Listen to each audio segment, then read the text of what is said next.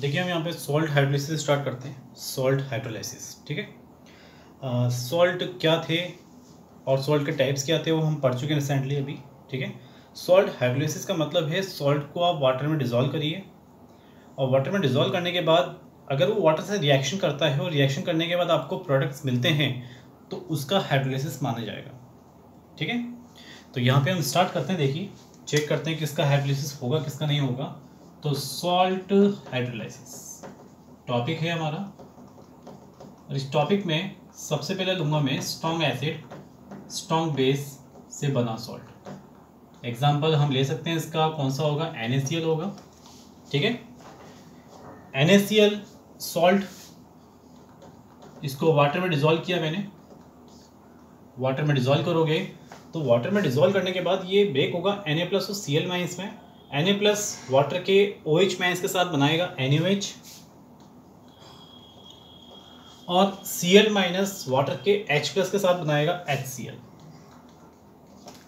अब देखिए मैं आपको स्टार्टिंग में बता चुका हूँ कि normal salts, strong acid, strong base, ये हमेशा 100% डिसोसिएट होते हैं, ठीक है।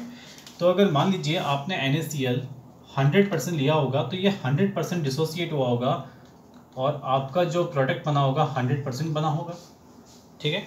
NaOH HCl 100% बने होंगे, बट NaOH मेरे पास स्ट्रॉन्ग बेस होता है और स्ट्रॉन्ग बेस है इस वजह से बेटा ये पूरा 100% डिसोसिएट होगा Na प्लस और OH माइनस में। ये देखिए 100% डिसोसिएट हुआ Na प्लस OH माइनस में, तो NaOH कितना रहेगा आपके पास 0। HCl भी स्ट्रॉन्ग एसिड है, ये भी आपका 100% डिसोसिएट होगा H प्लस और Cl माइनस में। H प्लस Cl माइनस में डिसोसिएट हुआ तो देखिए H प्लस कितना बना 100%, Cl माइनस कितना बना 100%, तो HCl कितना रह गया 0। अब H प्लस OH माइनस मिलकर बनाते हैं आपका वाटर, दोनों की क्वांटिटी सेम है तो दोनों ही बिल्कुल कंज्यूम हो जाएंगे और क्या बनेगा H2 बनेगा कितना 100%। तो सबसे पहले यहाँ पे हम देखें सॉल्यूशन में आपके पास ना तो H प्लस रिमेनिंग है ना ही आपके पास OH माइनस रिमेनिंग है, आपके पास H2 बन गया 100%, जिसका नेचर कैसा होता है न्यूट्रल। मतलब बात करें हम यहाँ पे मीडियम की बात करें तो मीडियम कैसा रहेगा 100% न्यूट्रल, ठीक है। और अब अगर हम आगे बात करें इसमें Na प्लस और Cl माइनस ये दोनों भी मिलकर क्या बनाएंगे NaCl बनाएंगे।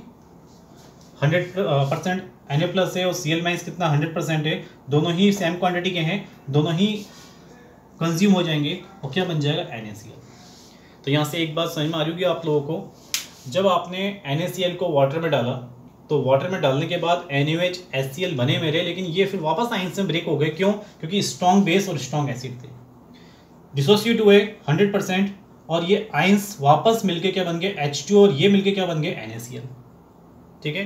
तो कहने का मतलब क्या आपको लगता है कि आपको वापस से वही रिएक्टेंट्स मिल गए? देखो इसलिए कहते हैं कि रिएक्शन कैसी होती है, रिवर्सिबल होती है। NaCl को वाटर में डालते हो तो आपको प्रोडक्ट्स मिले ही नहीं, रिएक्शन वापस रिवर्स हो गई। तो कहने का मतलब ये है कि स्ट्रॉन्ग एसिड स्ट्रॉन्ग बेस से बना जो सॉल्ट होगा मेरे पास उसका हाइड्रोलाइसिस नहीं होगा क्योंकि प्रोडक्ट्स ही नहीं मिला, ठीक है। तो यहाँ पे आपको समझ में आ गया होगा NaCl जैसे सॉल्ट्स का जो स्ट्रॉन्ग एसिड स्ट्रॉन्ग बेस से बनता है उनका हाइड्रोलाइसिस नहीं होता है यहाँ पे, ठीक है। अब थोड़ा आगे चलते हैं इसमें हम, ठीक है।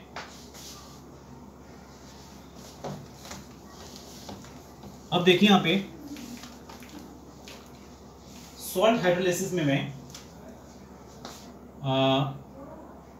स्ट्रॉन्ग एसिड और वीक बेस टाइप का सॉल्ट लेता हूँ। स्ट्रॉन्ग एसिड और वीक बेस टाइप का सॉल्ट है, इसका एग्जांपल कौन सा था? इसका एग्जांपल होगा NH4Cl।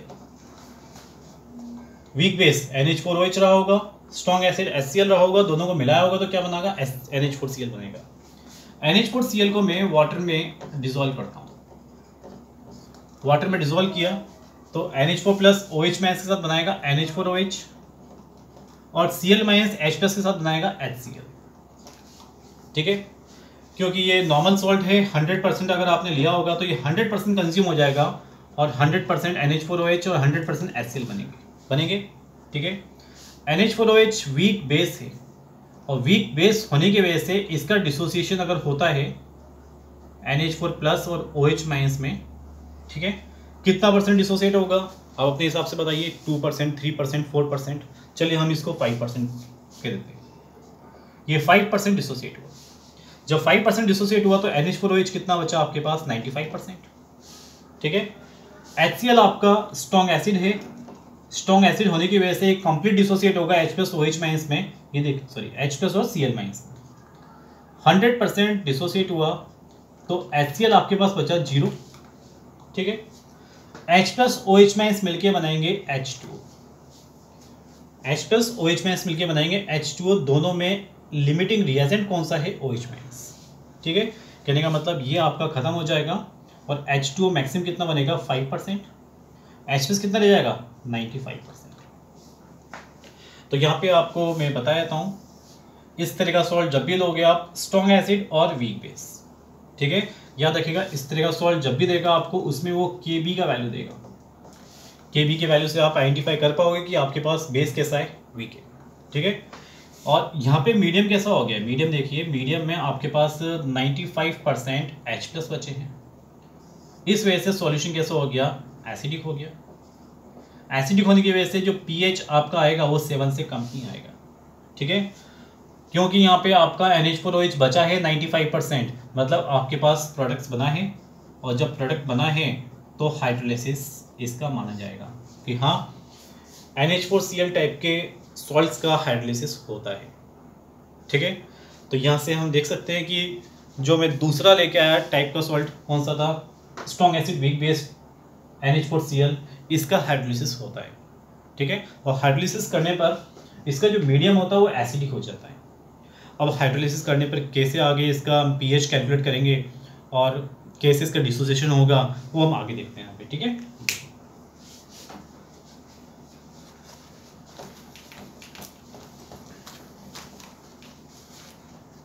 देखिएगा, मैंने यहाँ पे NH4Cl लिया, इसको वाटर में मैंने डिसॉल्व किया, तो ये ब्रेक हुआ NH4Cl में और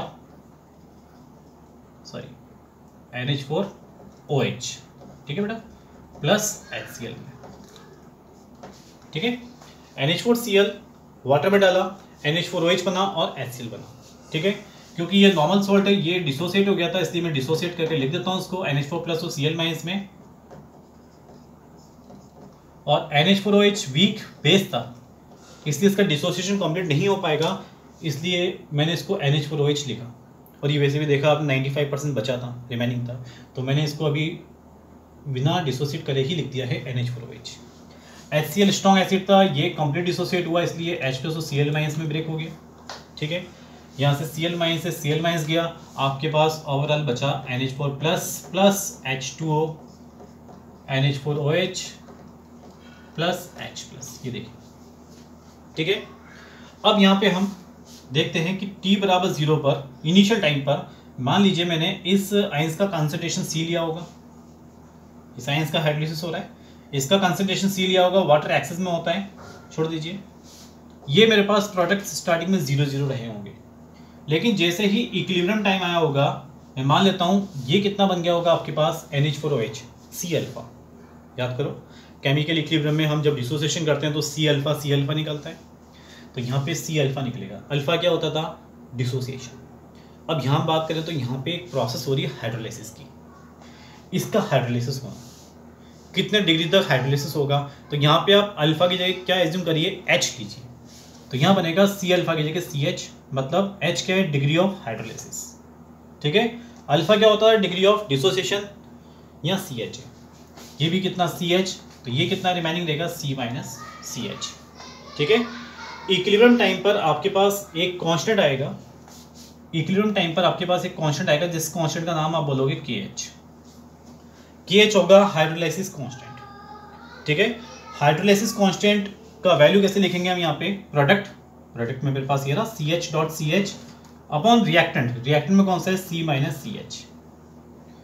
इसको आगे मैं थोड़ा सा ओपन करता हूँ, C²H² upon C1 minus H, C से C कैंसिल हुआ, ठीक है। इस चैप्टर में हम देखते हुए आ रहे हैं कि जो अल्फा होता है काफ़ी छोटा मानते हैं हम, 2%, 3%, 4%, और उसको हम 1 के रेस्पेक्ट में हमेशा नेगलेक्ट करते हैं। यहाँ पे अल्फा की जगह h आ गया है, तो क्यों ना यहाँ पे h को भी 1 के रेस्पेक्ट में नेगलेक्ट कर दें, काफ़ी स्मॉल मानता हुआ। तो के एच का वैल्यू आएगा मेरे पास सी एच स्क्वायर। ये देखिए सी एच स्क्वायर। आपके पास पहला फॉर्मूला आ चुका है के एच का, हाइड्रोलिसिस कांस्टेंट। किसका हाइड्रोलिसिस कांस्टेंट? वीक बेस और स्ट्रॉन्ग एसिड से बने सॉल्ट का। कितना है? C H square. ठीक है, तो ये मेरे पास फर्स्ट फॉर्मूला आ गया है, इसको लिख के रखिए आप। अब आगे चलते हैं, इस फॉर्मूले को और हम आगे बढ़ाते हैं। ठीक है, देखिएगा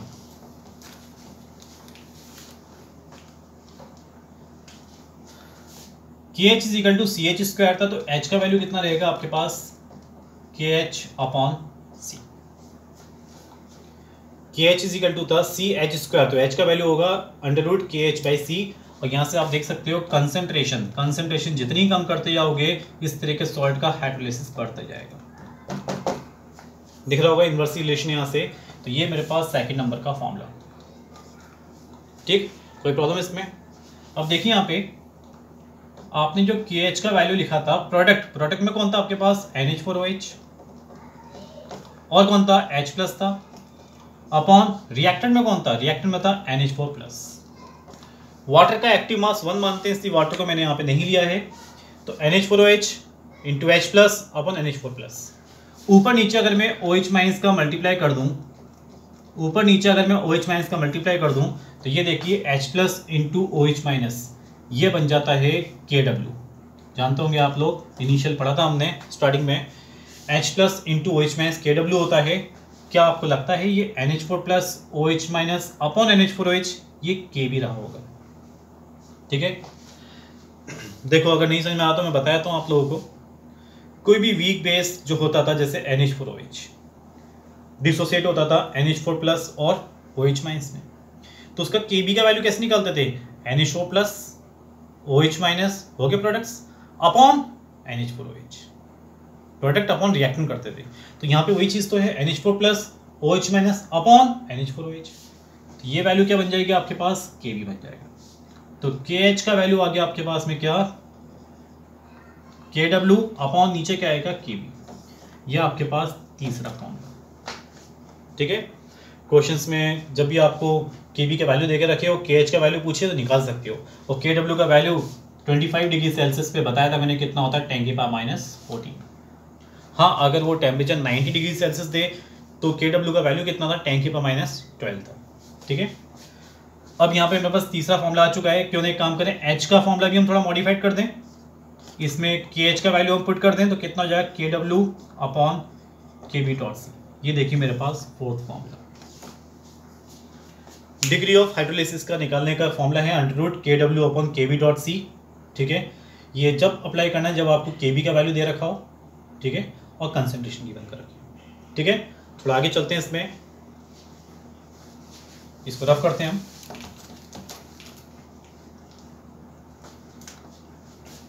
आपने देखा H प्लस का वैल्यू कितना निकला था? H प्लस का वैल्यू निकला था CH। डेरिवेशन देखा था आपने, H प्लस का वैल्यू निकला था CH।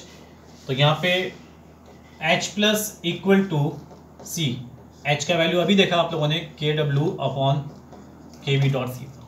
ऊपर नीचे अगर मैं रूट सी का मल्टीप्लाई कर दूं तो रूट सी मिलके बन गया C, और C से C कैंसिल हुआ तो आपके पास H प्लस का एक और फॉर्मूला आ गया। एक CH तो था पहले से, एक और फॉर्मूला आ गया KW dot C upon KB। यह आपके पास में फोर्थ फॉर्मूला। ठीक है, कोई दिक्कत इसमें? ठीक है, अब आगे चलते हैं। इसमें H plus is equal to under root KW dot C upon KB हो गया। अब अगर मान लीजिए मुझे pH निकालना हो तो pH का फॉर्मूला होता है माइनस लॉग H प्लस। यहाँ से इस वैल्यू को उठा के आप H प्लस में रख दीजिए तो pH इक्वल टू होगा माइनस लॉग H प्लस कितना है? KW dot C upon KB। Under root को हटाओगे तो पावर कितना आएगा? 1/2। ठीक है, देख लिया यहाँ तक आप लोगों ने? थोड़ा आगे चलते हैं इसमें। ठीक है,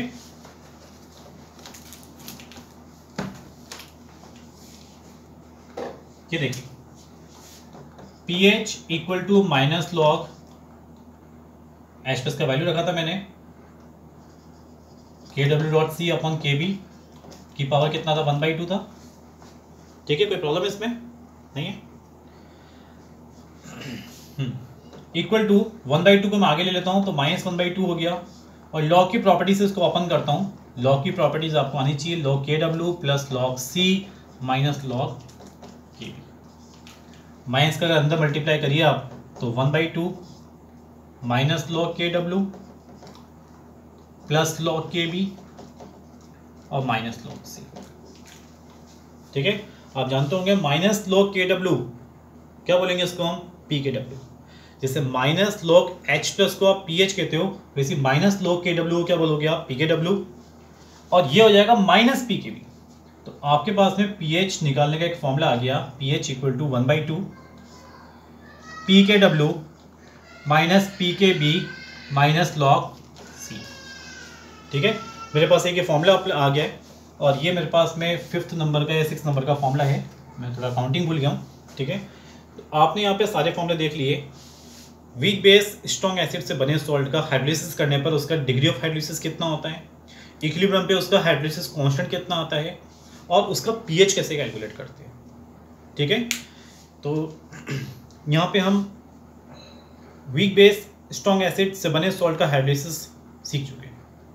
अब अगर मैं आगे बात करूँ इसमें आपको स्ट्रॉन्ग बेस ले लूँ और वीक एसिड ले लूँ, ठीक है, तो उसमें आपके पास वीक एसिड है, उसका भी कंप्लीट डिसोसिएशन नहीं होगा।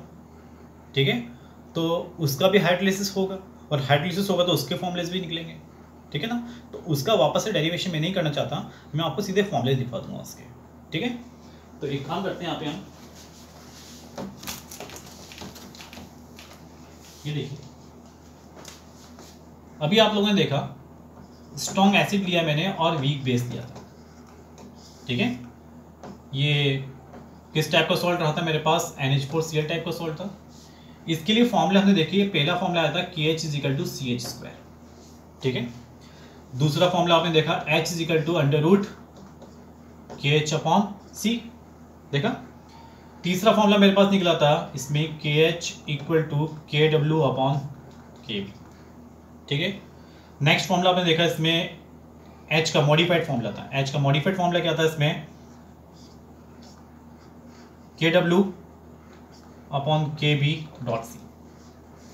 आपने H+ का फॉर्मूला देखा इसमें, H+ का फॉर्मूला CH। आपने एक H+ का और फॉर्मूला देखा है यहाँ पे, √KW.C/KB। और आपने इसमें pH का वैल्यू भी निकाला। pH का वैल्यू क्या निकला था इसमें, 1/2 PKW minus PKB minus log C। ये देखिए, तो आप इस तरह के सॉल्ट के सारे फॉर्मुलेज याद रख सकते हैं। KH = CH², देख सकते हैं आप, ये सारे फॉर्मुलेज आपको याद रहने चाहिए। ठीक है, अब हम थोड़ा इसमें आगे बताते हैं आप लोगों को। ठीक है,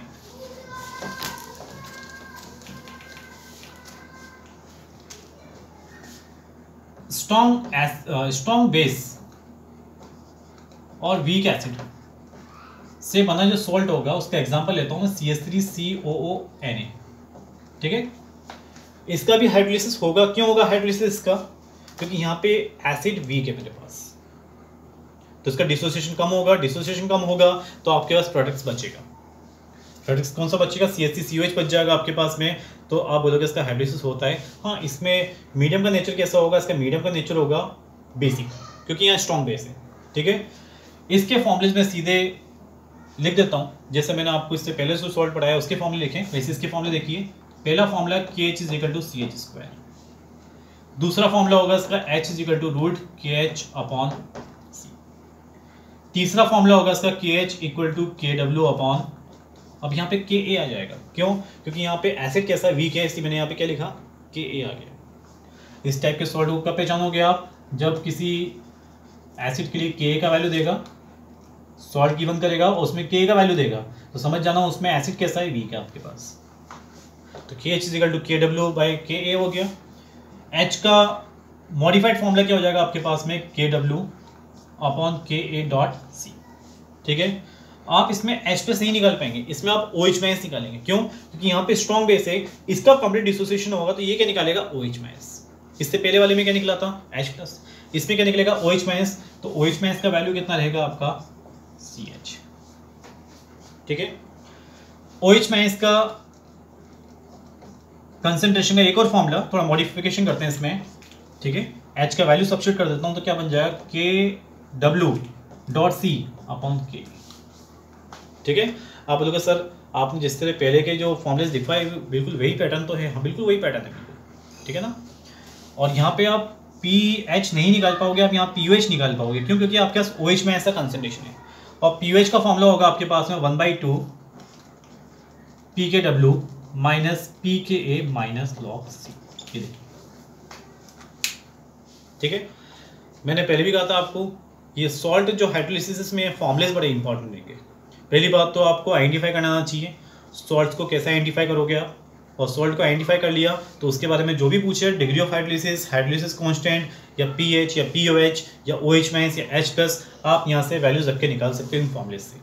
ठीक है, तो मेरे पास ये फॉर्मुलेज आ गए हैं, इस पर हम क्वेश्चंस लगा सकते हैं। अब थोड़ा मैं लास्ट एक टॉपिक पे जाता हूँ। लास्ट टॉपिक है मेरे पास कौन सा वाला, वीक एसिड वीक बेस से बना सॉल्ट। अब उसके मैं सीधे सीधे फॉर्मूले लिखवा दूँ वो थोड़ा सा प्रॉब्लम क्रिएट करेगा, क्योंकि उसका डेरिवेशन बिल्कुल अलग है और उसके फॉर्मूले थोड़े से अलग है। ठीक है, क्योंकि वहाँ पे दोनों ही वीक हैं। यहाँ एक वीक था, एक स्ट्रॉन्ग था, इसलिए स्ट्रॉन्ग होने की वजह से H+ या OH- निकल जाता था, लेकिन वहाँ दोनों ही वीक हैं तो कंप्लीट H+ या OH- किसी के नहीं निकलेंगे। तो उसका डेरिवेशन कैसे करेंगे या उसका हाइड्रोलिसिस कैसे होगा देखते हैं यहाँ पे हम। ठीक है, देखिए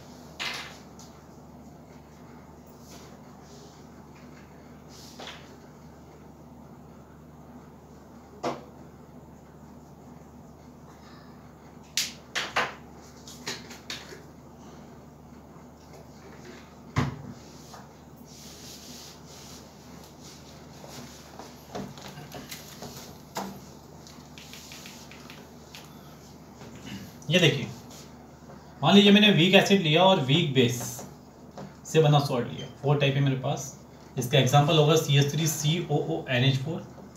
ठीक है, अब इसका हाइड्रोलिसिस होता है या नहीं होता वो एक बार चेक करके बता देते हैं आपको। CH3COONH4 वाटर में डिजोल्व किया, CH3COOH बनेगा और NH4OH बनेगा। ठीक है, समझ में आ रहा आप लोगों को? ये सॉल्ट है मेरे पास, आपने 100% लिया होगा, 100% डिकम्पोज होगा, टूटेगा, डिसोसिएट होगा, तो ये कितना बनेगा 100%, NH4OH कितना बनेगा 100%, क्योंकि ये वीक एसिड है और क्योंकि ये वीक बेस है तो इनका डिसोसिएशन 100% नहीं होता। ठीक है, मैं यहाँ देखिए इनके आइंस लिख देता हूँ, CH3CO- H+ और ये OH- और NH4+। एक बात तो मुझे यहाँ समझ में आ रही है कि वीक एसिड है, वीक बेस है, 100% डिसोसिएट तो नहीं होगा, तो इनके कुछ अमाउंट बचेंगे तो इसका मतलब क्या, प्रोडक्ट्स आपको मिलेगा, तो इसका हाइड्रोलिसिस तो होगा, इसका हाइड्रोलिसिस होगा। लेकिन मीडियम कैसा होगा? अब मीडियम डिपेंड करेगा कि वीक एसिड वीक बेस में से कौन ज़्यादा डिसोसिएट हो रहा है। ठीक है, आप खुद सोचिए, अगर अल्फा वीक एसिड का ज़्यादा हुआ वीक बेस से, अगर वीक एसिड ज़्यादा डिसोसिएट हुआ तो H+ ज़्यादा निकलेंगे, H+ ज़्यादा निकलेंगे तो Lr कौन होगा फिर, OH-, तो आपके पास मीडियम कैसा हो जाएगा, एसिडिक।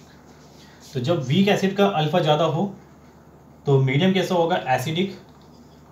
एसिडिक का मतलब आपके pH का वैल्यू 7 से कम आएगा।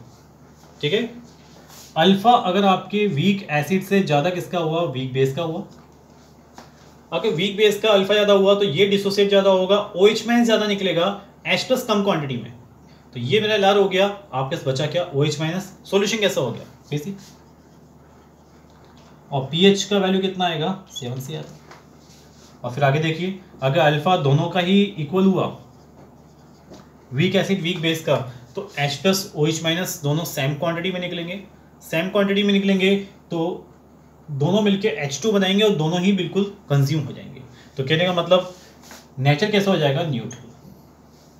ठीक है, तो कभी आपसे कोई पूछे वीक एसिड वीक बेस से बना सॉल्ट जो होता है उसका हाइड्रोलिसिस में करता हूँ तो उसका pH का वैल्यू कितना आ सकता है, तो आ सकता है का मतलब क्या है, वो pH का वैल्यू 7 से ज़्यादा भी हो सकता है, 7 से कम भी हो सकता है और 7 भी आ सकता है। वो डिपेंड किस पे करेगा, अरे भाई किसका अल्फा ज़्यादा है या किसका अल्फा कम है।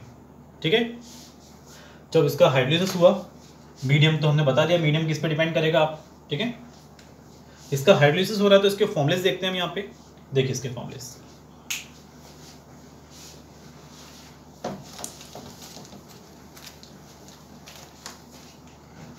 मैंने CH3COONH4 लिया, वाटर में डिसॉल्व किया, इसको बनेगा CH3COOH प्लस NH4OH। ठीक है, ये सॉल्ट है, डिसोसिएट होता है, तो इसको आप लिख दीजिए CH3CO माइनस NH4 प्लस में, डिसोसिएट करके लिखिए। H2O वीक एसिड है, 100% डिसोसिएट नहीं होता तो डिसोसिएट मत करिए इसको पूरा कंप्लीट। NH4OH को भी डिसोसिएट मत करिए कंप्लीट। ठीक है, इससे पहले डेरिवेशन में जो स्ट्रॉन्ग होता था उसी को डिसोसिएट करता था मैं, लेकिन यहाँ तो दोनों ही क्या हैं, दोनों ही वीक हैं। ठीक है, इनिशियल टाइम पर t बराबर 0 पे इसका कंसंट्रेशन C, इसका कंसंट्रेशन C, ये कितना होगा 0 0, और t बराबर t इक्विलिब्रियम पे ये हो गया मेरे पास CH, ये मेरे पास CH हो गया, ये कितना बचेगा C minus CH, C minus CH। ये समझ में आ रहा होगा आप लोगों को। ठीक है, कंसंट्रेशन CC लिया, इनिशियल टाइम पे 0 0 कंसंट्रेशन, बाद में कितना होगा CH, CH कितना रह जाएगा C माइनस CH, कितना रह जाएगा C माइनस CH। ठीक है, वाटर एक्सेस में है इसलिए मैं उसकी क्वांटिटी यूज़ नहीं कर रहा।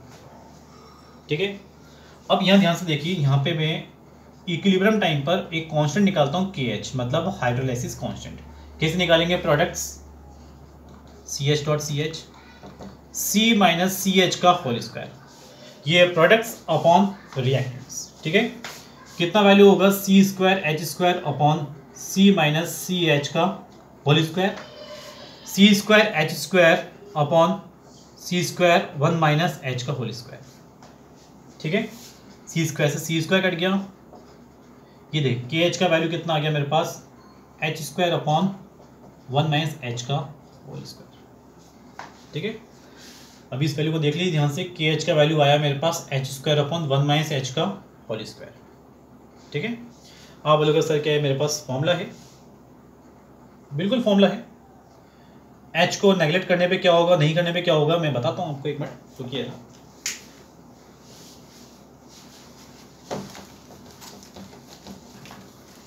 देखिए आपके पास फिलहाल अभी KH का फॉर्मूला आया H square upon 1 minus H का होल स्क्वायर।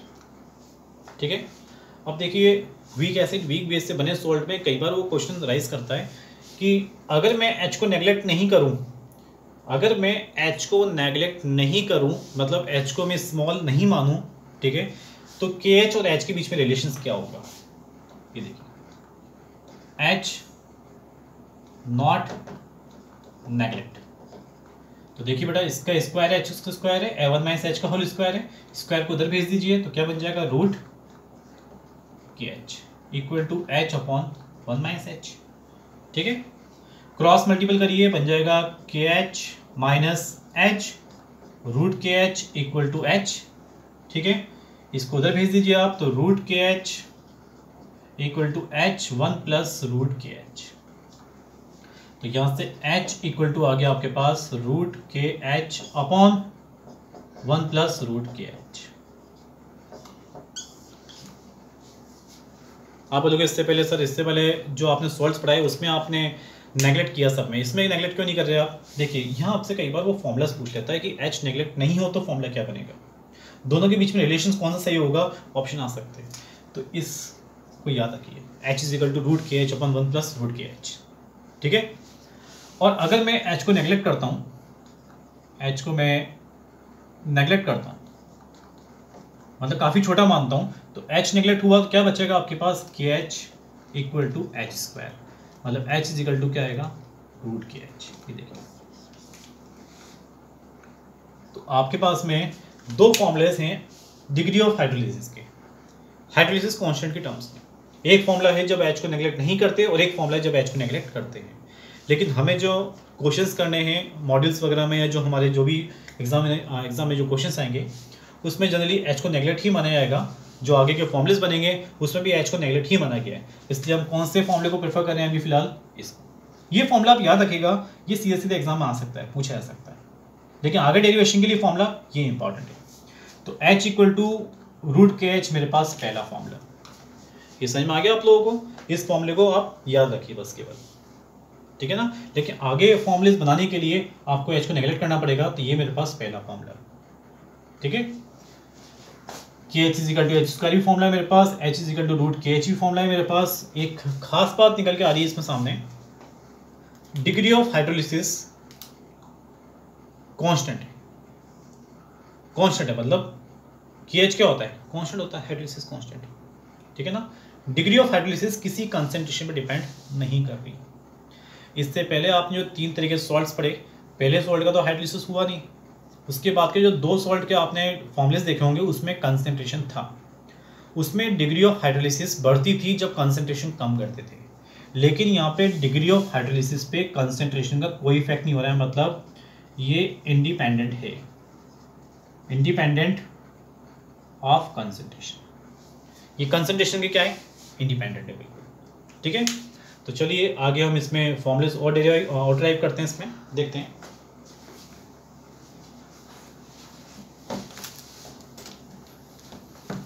देखिए मेरे पास अभी फॉर्मूला आया h is equal to root K H, ठीक है। के एच का फॉर्मूला प्रोडक्ट अपॉन रिएक्टेंस से आप निकालते थे, जो आपने लिखा था पहले, एक रिएक्शन लिखी थी, उसके बेसिस पे मैं लिखता हूँ कि एच का वैल्यू प्रोडक्ट्स में कौन था? CH3COH, और प्रोडक्ट में कौन था? NH4OH। रिएक्टेंट में कौन कौन से थे आपके पास? आयंस थे CH3CO माइनस और था NH4 प्लस, ठीक है। वाटर का एक्टिव मास 1 होता है, इसलिए वाटर को नहीं जला मैं यहाँ पे। अब आप एक काम करिए, इसमें ऊपर नीचे आप H प्लस OH माइनस का मल्टीपल कर दीजिए, ठीक है। आप बोलोगे इससे क्या होगा? देखिए कोई वीक बेस NH4OH है, डिसोसिएट होता है NH4 प्लस में OH माइनस में, तो Kb का वैल्यू कैसे निकालते हैं? NH4 plus OH minus upon NH4OH। क्या आपको लगता है? ये देखिए ये Kb का वैल्यू है, ठीक है। और किसी वीक एसिड के लिए जैसे CH3COH कैसे डिसोसिएट हुआ? CH3CO माइनस में और H प्लस में, उसके लिए कौन सा कांस्टेंट निकालोगे? Ka, क्योंकि वीक है ना, Ka निकालोगे। Ka कैसे निकालेंगे? CH3CO minus H plus upon CH3COH। ये देखिए ये आपको क्या लगता है? CH3CO minus H plus upon CH3COH, ये है Ka। और H प्लस OH माइनस क्या होता है बेटा? Kw। तो आप देखिए यहाँ पे आपके पास KH का एक फॉर्मूला आ चुका है, Kw upon Ka dot Kb। ये देखिए फॉर्मूला, ये मेरे पास सेकंड फॉर्मूला आ गया है, KH is equal to Kw upon K dot Kb।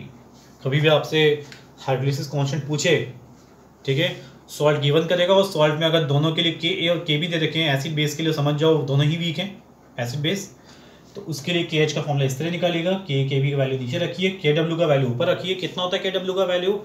10⁻⁻⁴, ठीक है। अब यहाँ से हम H का वैल्यू भी मॉडिफाइड कर सकते हैं। देखिए H का वैल्यू कैसे है? रूट के एच, डिवाइड कर दें इसका, तो Kw upon Ka dot Kb। ये देखिए H इक्वल टू हो गया root Kw upon K dot Kb, ठीक है। तो ये मेरे पास थर्ड फॉर्मूला आ गया। आगे चलते हैं इसमें हम, ठीक है।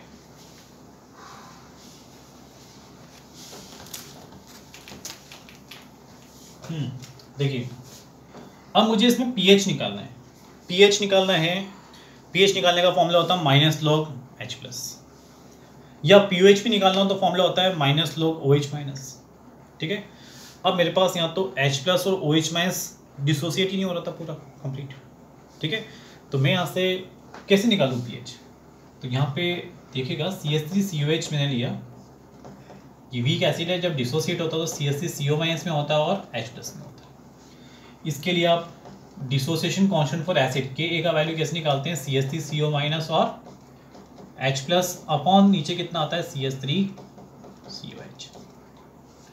H प्लस का वैल्यू कितना हो जाएगा यहाँ पे? H प्लस का वैल्यू होगा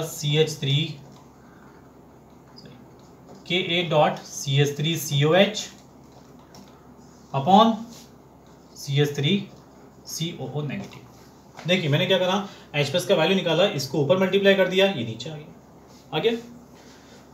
तो H+ इक्वल टू के ए डॉट, अपने इससे पहले जो डेरिवेशन मैंने करवाया उसमें देखिए ध्यान से, CH3COH कितना बनाता है आपके पास, CH बनाता, CH। आप रिवर्स करके देख सकते हैं, CH बनाता CH3COH, और CH3COH कितना रह गया था, C माइनस CH रह गया था। ठीक है, के ए dot CH upon C common लिया, 1 - H बचा, C से C गया, H हम नेगलेक्ट मान के चल रहे हैं, काफी